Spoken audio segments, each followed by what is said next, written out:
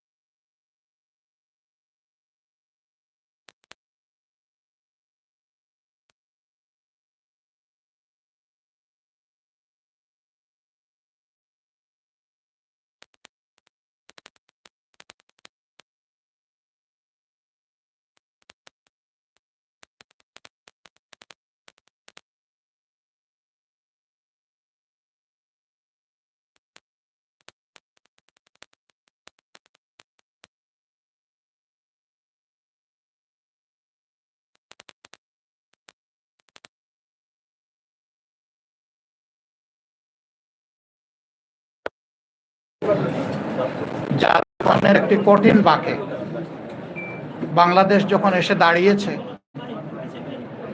সেই সময় প্রিয় বাংলাদেশকে সামনের দিকে এগিয়ে নিয়ে যাওয়ার জন্য একটি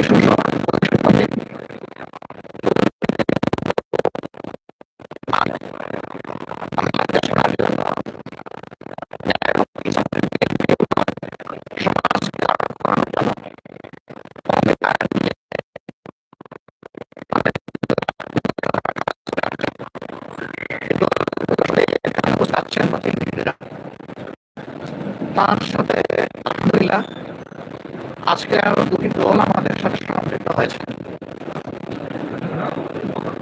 জনাব কর্নেল অলি আহমদ বীর বিক্রমের নেতৃত্বে এলডিপি এবং এনসিপি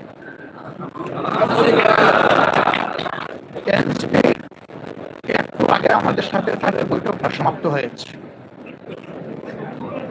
তারা এই বৈঠকে আসার সময় এবং সুযোগ পাননি। তাছাড়া দলীয় পরিসরে তারা আজকে আমাদের তারা জানিয়েছেন যে তাদের এখানে সম্পৃক্ততার ব্যাপারটা তারা আমাদের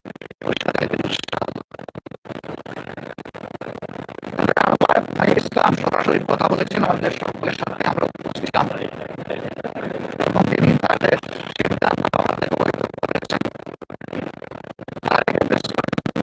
তাদের সিদ্ধান্ত ইনশাল্লাহ জানিয়ে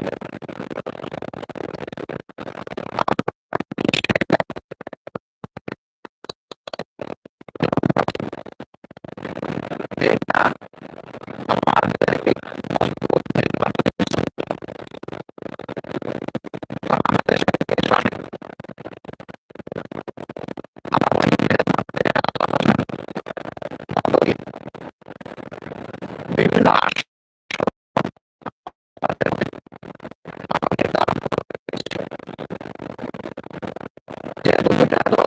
শেষ পর্যায়ে এসে আমাদের সাথে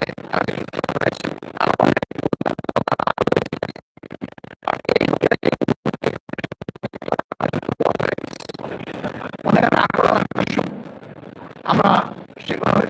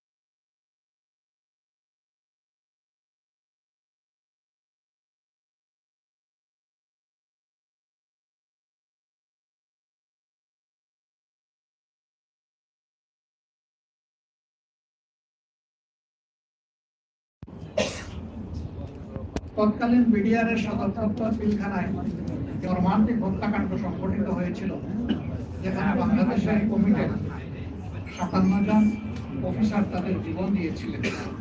এরপরে একের পর এক বিভিন্ন দল, আলেম উলামা, সিভিল সোসাইটি, সাংবাদিক সমাজ, এক কথা কেউ বাকি নেই, সকলের উপরেই নির্যাতন নিপীড়ন গিয়েছে। এখন জাতি একটা দীর্ঘস্থায়ী মুক্তির দিকে আগাতে চায়, শান্তির দিকে আগাতে চায়, একটা সুশৃঙ্খল জাতি হিসাবে আত্মপ্রকাশ করতে চায়। এবং আমাদের যুব সমাজের যে প্রত্যাশা, যেটার জন্য বুক চিতিয়ে তারা লড়াই করেছিল, জীবন দিয়েছিল, তাদের প্রত্যাশা পূরণ এখন আমাদের দায়িত্ব। আমরা আজকে মহান রবের দরবারে সেই সমস্ত আল্লাহর বান্দাদের জন্য দোয়া করছি যারা জুলুমের হাত থেকে দেশকে বের করে আনার জন্য লড়াই করে জীবন দিয়ে দুনিয়া থেকে বিদায় নিয়েছেন। আল্লাহ তাদেরকে ক্ষমা করুন, তাদের উপর রহম করুন, আল্লাহ তাদেরকে শহীদ হিসাবে করুন। আর যারা লড়াই করতে গিয়ে আহত বন্ধুত্ব বরণ করেছেন, তাদের প্রতি আমাদের গভীর শ্রদ্ধা এবং সহযোগিতা। আল্লাহ তাআলা তাদেরকে সুস্থতার নিয়ামত দান করুন। এত মানুষের লড়াই, সংগ্রাম, আত্মত্যাগ এর মধ্য দিয়ে আজকে জাতি যে জায়গায় এসে উপনীত হয়েছে, ঠিক ১.৫ মাসের চাইতে কম সময় আমাদের হাতে রয়েছে জাতীয় নির্বাচন অনুষ্ঠান। আমরা অঙ্গীকারবদ্ধ এই নির্বাচনকে সুষ্ঠু করতে, গ্রহণযোগ্য করতে আমাদের পক্ষ থেকে আমরা সর্বাত্মক সহযোগিতা করব। এবং আমরা চাই নির্বাচনের যে তারিখ ঘোষণা হয়েছে তার কোনো হেরফের না হয়ে এই তারিখেই নির্বাচনটা অনুষ্ঠিত হবে। আপনাদেরও সহযোগিতা এই ব্যাপারে খুবই প্রয়োজন। আমরা আশা করছি সরকার একটা সুষ্ঠু নির্বাচনের জন্য তাদের যে করণীয়, নির্বাচন কমিশন এবং সরকার সেই দায়িত্ব তারা পালন করবে। এখনো তাদের অনেক কাজ বাকি রয়ে গিয়েছে, এখনো সমতল মাঠ তৈরি হয়নি সকলের জন্য। সেই মাঠ তৈরির কাজটা হচ্ছে সরকার এবং নির্বাচন কমিশন। তারা যে কোনো ধরনের লোভ লালসা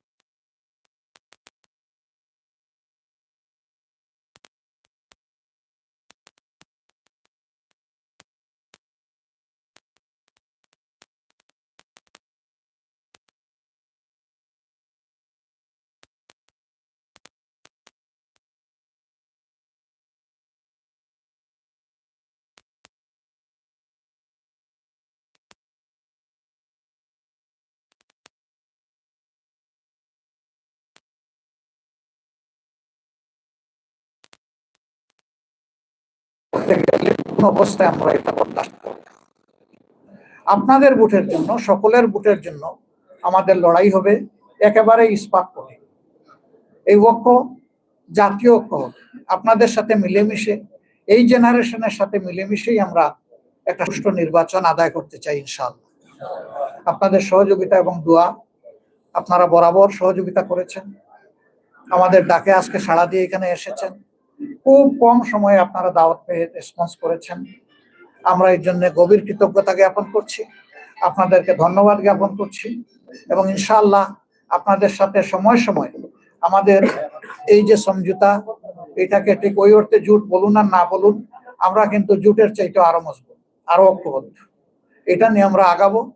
আপনাদের সহযোগিতা আমাদের সাথে থাকবে, জাতীয় স্বার্থে, দেশের স্বার্থে, মানুষের স্বার্থে, মানবতার স্বার্থে, দিনের স্বার্থে। সবাইকে ধন্যবাদ। সবাই ভালো থাকবেন, আল্লাহ তাআলা সবাইকে ভালো রাখুন। জানবেন, ডিটেইলসটা জানবেন। আমি বলছি অল্প একটু আমাদের বাকি আছে, আমরা অতি সত্বর আপনাদেরকে তা স্পষ্ট করে দেবো ইনশাআল্লাহ।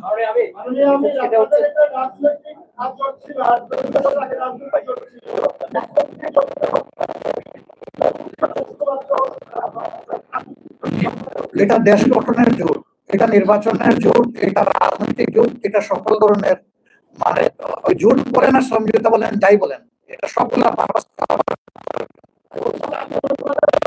আমরা আশা করছি একসাথে আমরা করবো। দলীয় কর্মসূচি যার যার অনেকগুলো থাকবে, তারপরে ন্যাশনাল ইস্যুতে যেখানেই প্রয়োজন আমরা একসাথে করবো। এখন জোট না, 8 দল না, আজকে ইতিমধ্যে ঘোষণা যেটা হয়েছে 10 দল হয়ে গেছে। ইতিমধ্যে 10 দলীয় নির্বাচনী সমঝোতা।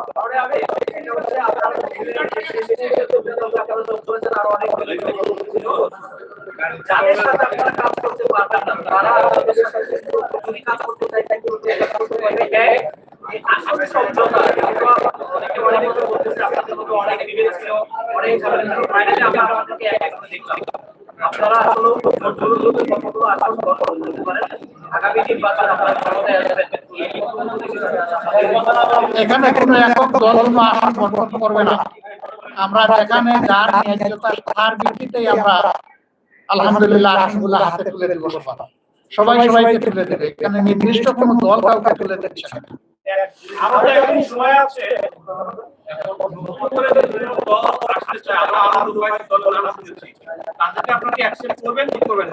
আমরা সবাইকেই কবুল করবো, কিন্তু এই সময় অ্যাকোমোডেট করাটা আমাদের জন্য কঠিন হয়ে যায়। তারপরেও বিশেষ কোনো বিষয় থাকলে আমরা আমাদের মধ্যে আলোচনা করবো। ধন্যবাদ আপনাদের সবাইকে, অনেক ধন্যবাদ। হ্যাঁ, সেটাই তো আপনি চাচ্ছেন।